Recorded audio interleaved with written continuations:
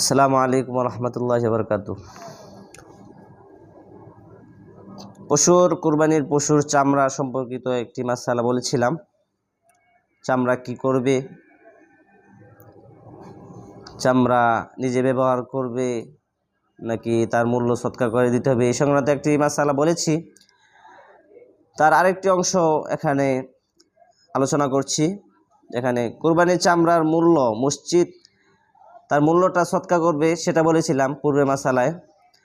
এখানে সে মূল্যটা কোথায় দিবে, কোথায় সৎকার করবে, সেই মূল্যটা যে দান করবে সেটা কোথায় সৎকার করবে, দান করবে।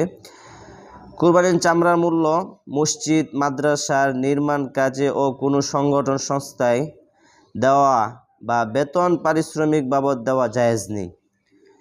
কোনো মাদ্রাসা মসজিদের নির্মাণাদি কাজে দিতে পারবে না এবং তার মাধ্যমে কোনো বেতন পারিশ্রমিক বাবদ দেওয়া জায়েজ নেই।